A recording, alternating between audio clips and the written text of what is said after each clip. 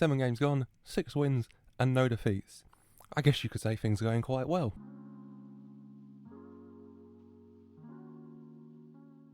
Hello and welcome back to the channel, welcome back to the Cobham Supremacy here. Into the back end of August, this Premier League season thus far going extremely well. If I show you our schedule, in the last video we played Arsenal. Since then we have played 6 games, 5 wins and 1 draw. Started off against Reading with a 5-0 win with goals from Broha, Boga and a special shout out to Tino and Jorin. Tino and Jorin came off the bench and scored in the Community Shield, and in the Premier League he has forced his way into the first team. I thought he'd just be a backup for Havertz, but I mean, he's doing incredible. He had that hat-trick against Reading and they followed it up against Leeds, a 5-1 win. He scored in that as well. Hat-trick from Lukaku there and 1 from Kante. Tino and Joring having a great season thus far. And then after we played Liverpool again and we beat them 2-1 this time. Mason out of a penalty, and then Armando Broja coming off the bench to bag the winner, coming from behind. Was really pleased with that. Then a 3-0 win against Newcastle. Lukaku scored, Mount scored another penalty, and Havertz scored as well. And then our final win here against Everton, goals from Lukaku. And Levi Colwill got his first goal for the club, a 93rd minute winner from him. Was really pleased. Number 26, John Terry 2.0, getting his first goal. A great start for Levi Colwill. And then last game against a tough Leicester, a 1-1 draw. We scored early from Mount, they equalised with Vardy. You take the point there, I guess.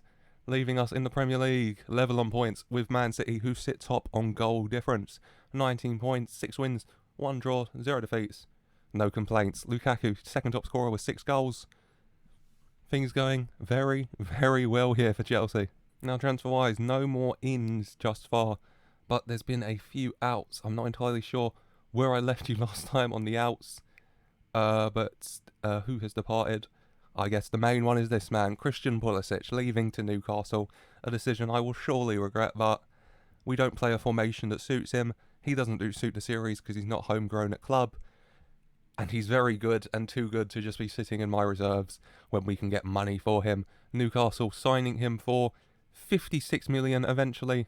Nope, that's it, 56 million. So we just got our money back, but I mean, I'll take that. It was better than the nothing we were getting for him and the nothing we were getting out of him. Such a good player. I mean, he should really help Newcastle to push on. Newcastle, transfer-wise, I'm sure you're all interested to see how they're doing. They signed Ezri Konsa, so Konsa and the £70 million Diego Llorente as their centre-back options. Pretty decent.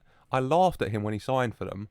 But Hulk, their vice-captain, by the way, done amazing. 8 in 14 last season, 3 in 7 so far this season. Hulk absolutely smashing it. They've also signed Danny Olmo for 56 million, Ethan Laird for 2.6, Jan Sommer in goal for 12, Hector Herrera on a free, and Polissich from me. And Pulisic's sale financially leaves us incredibly healthy. 169 million transfer budget and just under $1 million in wages. If this wasn't a trained at club thing, I would be splashing the cash right now, but I'm not. I'm considering a few players. Looking at this, Tammy Abraham an option, especially considering the fact that Romelu Lukaku is out for the next 7 to 10 weeks with a fractured lower leg. Going to give Armando Broja a chance in the game today, see how he gets on, but Tammy, an option we're considering, as well as maybe Tariq Lamptey or Tino Livramento to give the wing-backs more depth. But that is for another day. The focus of this episode, first of all, on the Champions League group stage draw. A nice place to start, I thought. We are in pot 1 as the champions of England, and we are in Group C. So, going to second seeds, and we could get Barcelona, Dortmund, Leipzig or Shakhtar. Really hoping for Shakhtar here, or potentially Leipzig. I'd really like Shakhtar though. And we get Shakhtar. That is very, very good for me. Pleased with that. We have to travel to Ukraine, which isn't going to be fun, but still, Shakhtar, the best team available to be drawn against there. Whilst Arsenal are going to have to play Bayern Munich again. Always goes well for them. City, Dortmund, United, Zebra, Liverpool, Madrid. Not going so well for every other English team here. But we get Shakhtar, so who cares how they're doing. Who do I want here? Well, I can't get Zenit, I assume. Russia and Ukraine clubs can't be drawn against each other in this, like they can't in real life. But so, Dynamo? I guess Dynamo are the worst team available here. I'd rather not get Inter or Ajax or Benfica, so Dynamo, please. and we get Dynamo. This is going very well for us, isn't it? We're getting it's a very easy group for us. No offense to the teams involved, as Man City have Dortmund and Inter Milan to worry about. Arsenal are going to have to travel to Russia, and Man United have Zebra and Benfica to worry about. And in the final pot, Rosenborg would be nice. I'll take Rosenborg, please. PSV.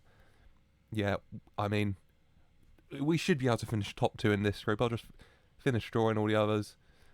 PSV, Shakhtar Donetsk and Dynamo Zagreb. I'd hope we'd be able to finish top in that group, but we'll have to see how it goes. I'm pleased with the draw, though. But now moving on, first of all, to a game against Aston Villa, and then we'll do deadline day, and then we will do the Carabao Cup tie against Sunderland, just so I can show you how both the first and second team are playing at the moment. And against Aston Villa, this is how we're going to be lining up. Similar team to last time out. Only real changes. Tino and Jorin, after those amazing performances, kind of forced himself into the first team, so he is starting in centre mid, with Musiala moving up to cam and Kai Havertz onto the bench. And with Lukaku injured, Armando Broja starts up top, and Ronnie Stata returns to the first team, sitting on the bench. Pleased with this team. Lukaku regaining his fitness slowly, coming off the bench every now and then. Good team, good squad, very happy with it. Hopefully get the win against Villa here, keep up this great start to the season we've been having. Free kick for Aston Villa, Bailey whips it in, headed away, and as far as Ings though, to Douglas Luiz, who smashes it over the bar. First chance on the first shot half here really, in the 43rd minute. It's been a dull first 45 as we enter added time. And another chance perhaps, Matty Cash getting the ball from the throw-in to Ings now. Douglas Luiz to McGinn. McGinn out to Obisipo. Obisipo whips it across. Chilwell headers away. Back in though. Watkins to Bailey, who tucks it home, and Aston Villa lead here in added time.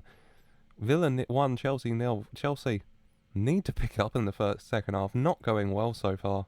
Tactical change at the break. Trying to push forward more. Going to a 4-2-3-1. Loftus-Cheek coming on for Anjorin. Havertz coming on for Levi Colwell. Going to the right wing. Musiala on the left. Mason Mount in the middle. Just trying to push forward more. Attack them a bit more. Don't sit so deep. Just go for them here. Corner for Chelsea. Chilwell whips it in. And Broja's there at the near post to head it home. 4 minutes in the second half. And Broja's found the net, staking his claim for this spot whilst Lukaku's injured. Broja equalising for Chelsea there. Kante taking the ball forward for Chelsea now on the counter, playing in Kai Havertz. Kai Havertz continuing on into the Villa box now. Havertz whips it across, and Broja's header tipped over the bar by Martinez. So close to taking the lead. Ben Chilwell going to whip this corner in for Chelsea here, and it's headed away by Osipo for Villa. Kante not having the best game around the 56-minute mark though. Going to bring him off and bring on Conor Gallagher in his place. Conor Gallagher really wants to play that ball-winning defender role for some reason, so give him the chance to play that role today. Corner for Chelsea here. Ben Chilwell whips it in, and it's into the net. Kai Havertz this time at the near post, getting his eyes onto it. Martinez got a fingertip, but he couldn't stop it. Havertz's 50th career league goal, putting Chelsea ahead from behind here against Aston Villa. Another corner for Chelsea, this time the opposite side, and so Mason Mount takes, he whips it across, and it's headed away, but Loftus-Cheek picks it up, out to Mount, back to Loftus-Cheek, plays it to Tomori to Havertz, who smashes it against the post. So close to doubling the lead for Chelsea here in the final 5 minutes of this game. And added time slowly ticking down, and it looks like that's going to be a late chance for Chelsea perhaps. Reece James's free kick finds Christensen, who nods over the bar, and that is the full-time whistle. Aston Villa 1, Chelsea 2. Chelsea picking up the victory here against Aston Villa. Villa taking that stoppage time lead in the first half, but Broja and Havertz both scoring headers from Ben Chilwell's perfectly placed corners, giving us the victory. Great performance from all of our back four. Havertz with a great goal, and Armando Broja also getting the goal in his first game, coming in to replace the injured Lukaku. Ben Chilwell, of course, will get my special praise today. Really good performance from him defensively and going forward with those two great corners for the assists. Getting the win over Villa here, maintaining our unbeaten record, moving top of the table, 3 points clear of City. I can have no complaints. And that is Aston Villa over and done with. When we come back, it will be on transfer deadline day on the 31st. It will either be just me telling you transfer deadline day is over and nothing happened, or there may be some potential movements I have to inform you of. Let's jump to it and see what happens. Transfer deadline day has now been and gone, and there's been a couple ins and outs. Youngster Jimmy Turianian, Finnish cam, can play down the left and right as well. Gone on loan to Scunthorpe. Decent little prospect, give him a chance to develop. Seemed a smart idea. Clinton Moeller, who, if you can remember, we signed in January for 4 million. Played a couple games, mainly a squad player though, and gone on loan now to Ipswich to continue his development there. You know, give him a chance to play, get some game time, come back to us a little better perhaps. His main positions are midfield and defence, where we're very strong and we have a lot of depth, so he's not going to get much game time, so may as well go out on loan and play regular football. And then finally, Timo Werner.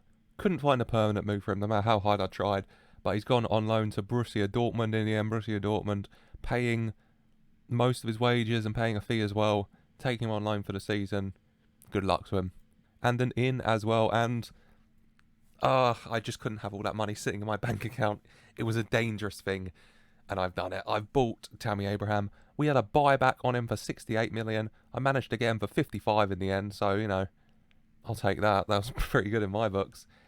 A very good striker, a very good player. Last season for Roma, scored 13 in 34 and got 3 in 6 so far this season, so hopefully him bringing into the squad, him and Broha at the moment filling in for Lukaku, and then Lukaku back as well. A dangerous free striking options to have, I would definitely say. But that is deadline day for me. Elsewhere in the Premier League, Liverpool spending 53 million on Serge Milinkovic-Savic on deadline day to bring him to the Cup. And one of the deadline day moves I wanted to highlight, let me just get it up, was Kyle Walker, who has gone to Liverpool. Liverpool, of course, if you can remember, managed by Pep Guardiola, and I just really love this idea that Pep Guardiola's gone to Liverpool from City, and he's thought, who is the player from City I really need to make this Liverpool team great, you know? And then he decided that was Kyle Walker of all the players. It's a funny thought to me. Kyle, pretty decent player. I don't know if Liverpool really need a right back with Trent Alexander-Arnold or a centre back with Joe Gomez, Van Dijk and Joel Matip, but, you know, that's Pep for you. And that is deadline day done. And we will come back for that Carabao Cup tie against Sunderland, where you will get to see my second team play. And here is the team for our Carabao Cup tie against Sunderland. Keeper Ariz Abalaga starts in goal, with the back three of Chalobah, Ampadu and Gui, Hudson-Odoi and Jeremy Boga at wing-backs. Midfield three of Billy Gilmore, Conor Gallagher and Tino Anjorin. And then two strikers up top, Tammy Abraham and Armando Broja, with Lukaku out for the next 2 months-ish. They're both going to be trying to stake their claim to be first choice striker. Who will do so? We'll have to find out. Let's get right into this tie. Hudson-Odoi on the ball, going down the right-hand side here. Past his man, Hudson-Odoi. Outside the area now. Can he get the cross in? He does to Abraham, who nods it just over the bar. Abraham nearly getting the opener here a minute into his Chelsea return. Free kick for Chelsea. Embleton. And it's saved by keeper, parried away. Embleton gets it though to Evans, to Flanagan, to Neil to Hooper, to Stewart. Shot blocked, but dropping to Kirkin on the left-hand side for Sunderland. Kirkin to Embleton, to Neil, intercepted and punted away, but Evans picking it up. Sunderland going again, countering really quickly here, but Abraham with the tackle, lays it off to Armando Broja, going forward with it, has a go, and tucks it away from the edge of the D. Sunderland 0, Chelsea 1 on 11-minute mark, 25 yards out. Abraham intercepting at the halfway line, playing in Broja, who smashes it in. That striker link-up already so good between those two, as we take an early lead here in the Carabao Cup. For Chelsea, Hudson-Odoi to Abraham to Gilmore, to Gallagher playing it back to Ampadu, who gets it back to Gallagher, to Broja, Anjorin now, out to Jeremy Boga on the left-hand side, into the box, to Anjorin, out to Gallagher to Gilmore, has a go, saved well by Walton in the Sunderland net, out for a corner now, which Billy Gilmore's going to whip in, Gilmore, and it's headed away. Corner for Sunderland, Embleton whips it in, and Flanagan's header into the net at the far post. Sunderland 1, Chelsea 1 here. Sunderland pulling level from the corner. And it's half time here. 1-1. Took the lead. Bit disappointing to let Sunderland back into it here, lads. Not happy with that. Got to do better in the second half. And some tactical changes here at the break, going from a 5 at the back to a 4 at the back, a 4-2-4 here. Reece James coming on for Hudson-Odoi at right back, Chalobah, Ampadu and Gui completing that back four, Gilmour and Tino and Jurin as the midfield two, and then Mount and Musiala coming on and playing on the wings, with Abraham and Broha staying up top. Throw in for Sunderland here, Kirkin to Embleton, intercepted well by James to Broha, through ball, Tammy Abraham runs onto it, round the keeper and into the net. Abraham's first goal back at Chelsea in his return game makes it 2-1. First goal, an Abraham assist for a Broha goal, and the second goal, a Abraham goal from a Broha assist. This strike force, very, very good. I mean, they're both meant to be staking their individual claims, but maybe they're staking claims to play together. Corner from Gilmour, headed away. Reece James going to pick it up, though, and gets it to Gilmour. Gilmour whips the cross in. Gui heads it on to Tino and Jurin, who smashes against the post. And Jurin so close to getting one for Chelsea there, making it 3-1. We have another corner though. Mason Mount whips the ball into the box, and it's saved, but Jamal Musiala's there to tuck it home. Sunderland 1, Chelsea 3, Jamal Musiala, the substitute, getting the goal. Mason Mount the other sub with the corner in, as Musiala pokes home to double our advantage here. Goal kick, Walton puts it forward. Gets it to Holmes on the left-hand side for Sunderland here. Holmes. Oh, passes it back to Hume to Winchester to Evans. Gets it to Neal. Back to Evans here. Sunderland passing, waiting for an opportunity, looking for a consolation goal here. Hooper to Embleton on the right now. Embleton to Neal, to Embleton to Neal. Into Hooper. To Holmes, shot blocked, keeper saves Hooper's second opportunity. Really good save from keeper there. Puts it behind for the Sunderland corner. Whipped in here by Embleton and headed clear. And that is it here, full time in the Carabao Cup. Sunderland 1, Chelsea 3. Amazing performance from the Blues. The 5 at the back did okay, but that 4-2-4 really cemented it, really dominated once we changed to that. 29 shots to their 8, 12 on target to their 4. 2.93 XG to their 0.8. 53% possession as well, completely controlling this game, winning 3-1, Musiala coming off the bench to score, but the big thing here, Broha and Abraham playing up front together here, wanting to see which of them should start as our first choice striker whilst Lukaku's out, and what do? They both score, they both assist, and they both get an 8.8 rating, but that partnership though looking very promising. Abraham assisting Broha, Broha assisting Abraham. Liking the way they play together. Abraham a bit more stronger for corners. Broha a bit shorter with a bit more pace. What to think about striking wise here, with Abraham having rejoined the club. But it is a win against Sunderland here, and we do progress in the Carabao Cup. And here we are for the Carabao Cup 4th round draw. Team wise, a lot of championship teams left. A couple of League 2 teams in Bristol Rovers and Forest Green. Plenty of good options. I mean, as long as we don't get Liverpool or Man United or even Tottenham or Leicester, I'll be pretty pleased with the draw, to be honest. Liverpool are gone, thankfully. Tottenham are gone, thankfully. Forest Green are gone, sadly. Or still left with United, though. Don't like the look of that. Coventry and Bristol Rovers are gone. And it's looking like it'll be a Premier League draw. Anyone but United. Rotherham. Oh, we get a championship team. That's great. I can put out the second team again. Very pleased with that. I think the teams deserve another game, and thankfully Rotherham will be a good one to give to them. Just finishing draw. Man United leads, a nice juicy tie for the Carabao Cup as we get that game against Rotherham. Very pleased with that. Good draws in the Champions League and Carabao Cup for us today, and some good results as well. Good episode overall, happy with it. Next time, just looking at the games, no real standout games, so I think it might be best to come back for... It might be the end of October, it just depends qualification-wise. We'll come back to the game we have to win to qualify in the Champions League or finish top. Dependent, but that is it for today. I hope you've enjoyed this episode and you're enjoying the series as a whole. If you are, then subscribe to the channel to stay updated. And if you did enjoy today's video, then leave a like, and thank you for watching.